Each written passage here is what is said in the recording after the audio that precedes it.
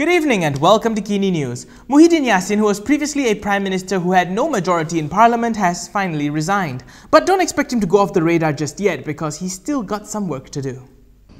Saya boleh mengambil jalan mudah dengan saya mengorbankan prinsip saya untuk kekal sebagai Perdana Menteri. Tetapi saya sekalian itu bukan pilihan saya. The young Di-Pertuan Agong today accepted Muhyiddin Yassin's resignation as Prime Minister after losing the majority support of MPs in Parliament. However, Istana Negara said Muhyiddin will serve as the caretaker Prime Minister until a successor is appointed. After a briefing from the Election Commission, the young Di-Pertuan Agong also said he was not in favour of conducting fresh elections now due to the current COVID-19 situation. With this, the king expressed the wish that the political chaos in the country would come to an end. Moments later, Muhyiddin Yassin appeared on television to address the nation. Jelaslah, saya telah kehilangan sokongan majoriti. Jadi tak perlulah lagi keabsahan saya sebagai Perdana Menteri ini ditentukan di Parlimen. Maka pada hari ini saya meletakkan jawatan sebagai Perdana Menteri dan jawatan seluruh ahli jemaah menteri. Muhyiddin's resignation comes just 17 months after being the country's 8th Prime Minister. Also tendering their resignations today are 29 members of his Perikatan Nasional cabinet. If you expected Muhyiddin Yassin to go quietly, well, think again. He had several things to say to his rivals in UMNO. But before that, with so much happening in the country, especially now, Malaysia needs a free press more than ever before, and we need allies like you to support us. So do click on the link in the description below to support the channel so that we can continue to hold those with or without a majority accountable.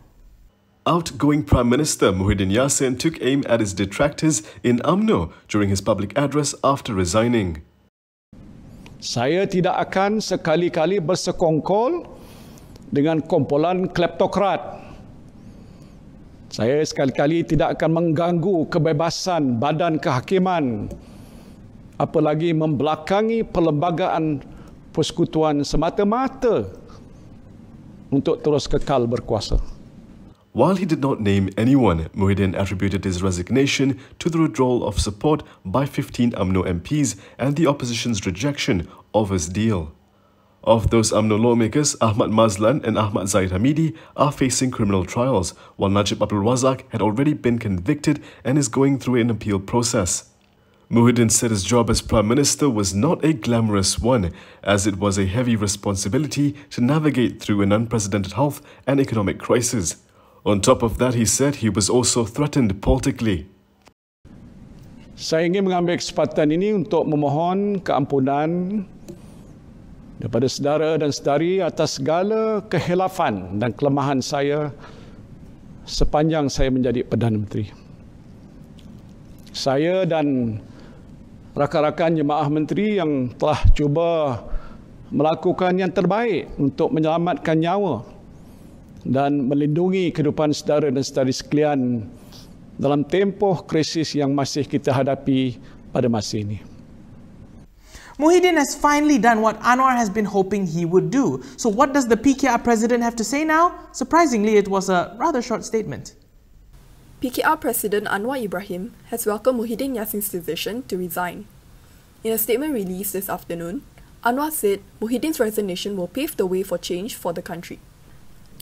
He also urged all parties to remain calm and pray for Malaysia to rise again in the face of current health and economic challenges. In the brief statement, Anwar also thanked the outgoing Prime Minister for his service to the country. So, what happens next? UMNO Supreme Council member Johari Abdul Ghani called for the formation of a unity government.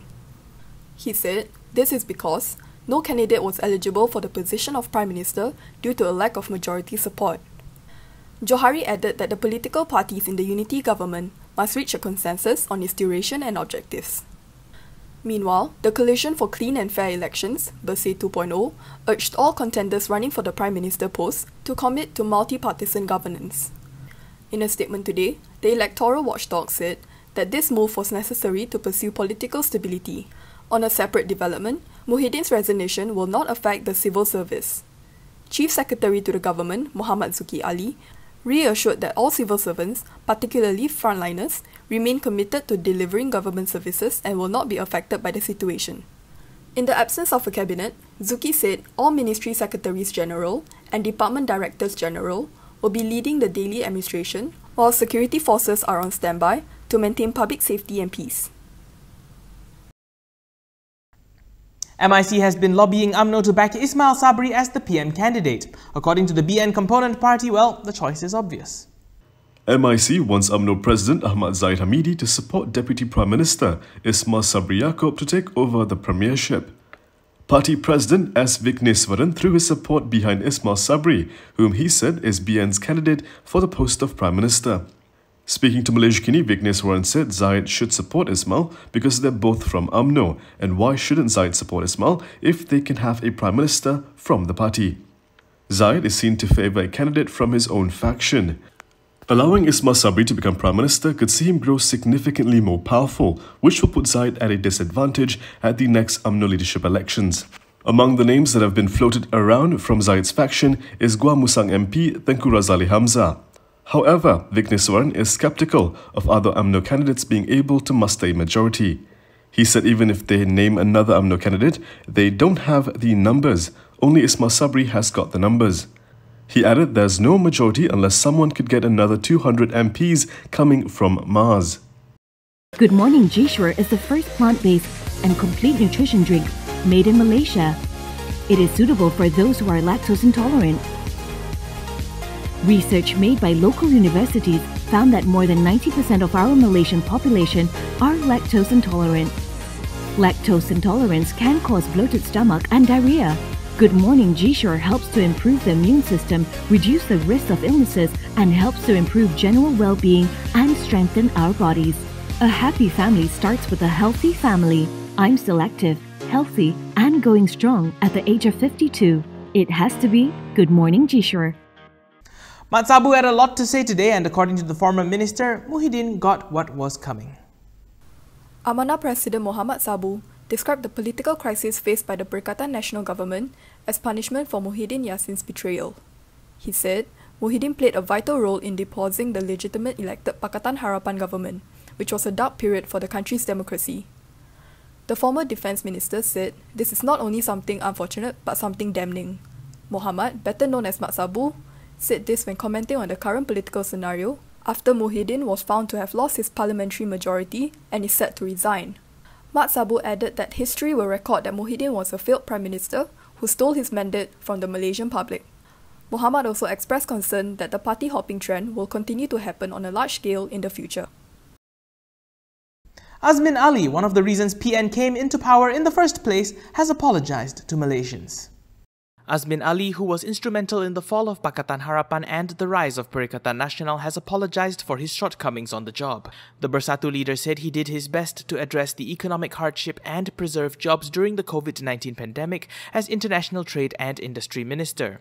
He added that although the economy is recovering, many have suffered during this ruthless global pandemic. In a tweet this afternoon, he also said it was an honor to serve Malaysians. Azmin had come under intense criticism following the emergence of factory clusters, which contributed to the surge of COVID-19 cases. The former PKR deputy president played a key role in last year's political coup known as the Sheraton Move, which ended Pakatan Harapan's 22-month reign. That's a wrap for KiniNews this evening, but it may not be a wrap for the things that are happening today as so many stories are still developing. For more stories, you can go to kinitv.com, where we will also bring you videos as they happen. You can also follow us on Instagram, Twitter, YouTube and Facebook to get the latest news headlines as well. If you'd like to support the independent media, please do consider a subscription to malaysiakini.com, as we will also be bringing you breaking news over there. If you're heading out, don't forget your mask, and when you can, do try to stay home. I'm Daniel Anthony, thank you for watching, and as always, stay safe, Malaysia.